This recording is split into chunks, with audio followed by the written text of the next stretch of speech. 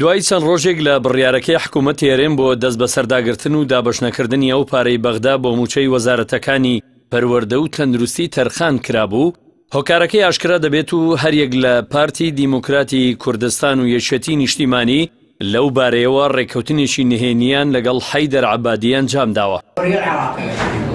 دوای ئەوەی حکوومەتی عێراق وربینی لە لیستی موچەخۆرانی وەزارەتەکانی پەروەردە و تەندروستی حکوومەتی هەرێمدا کرد و مامۆستایان و فەرمانبەرانی وەزارەتەکانی ئەو دوو وەزارەتەی هەرێمیش بۆ چەندین مانگ چاوەڕوانی وەرگرتنی موچەکەی بەغدا بوون، هەریەک لە بەرپرسانی باڵای عێراق و هەرێمیش جەختیان لەسەرەوە کردبوو کە حکوومەتی ناوەند موچەی ئەو دوو توێژە دابەش دەکا، بەڵام دوجار وەکو دەیان خیانەت و ڕێکەوتنی نهێنی و نایاسایی دیکە ئەو مافاز سەرەتاییەی فەرمانبەرانی هەرێم کرایە قوربانی بەرژەوەندیەکانی دەسەڵاتدارانی هەرێم.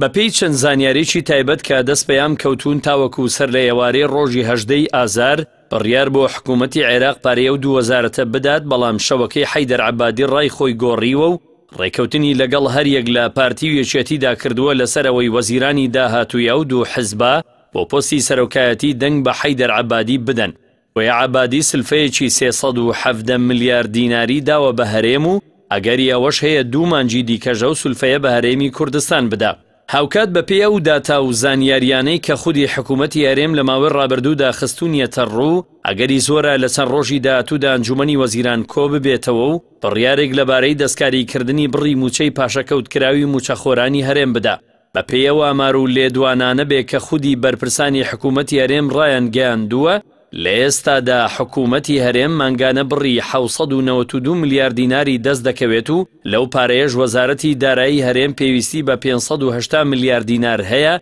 بۆ دابەشکردنی چارەگە موچە و جگەلەوەی بۆ بەکارخستنی وەزارەتەکان بڕی 75 ملیار دیناری پێویستە. ئەوە حکوومەت مانگانە 137 ملیار دینار لەو پارەی کە دەستی دەکەوێت دەمێنێتەوە و بۆ یاگەری زۆرە لە چەند ڕۆژی داهاتوودا ئەنجومەنی وەزیران کۆبوونەوەیەک بە مەبەستی دەستکاریکردنی چارەگە موچەی فەرمانبەران ئەنجام بدات.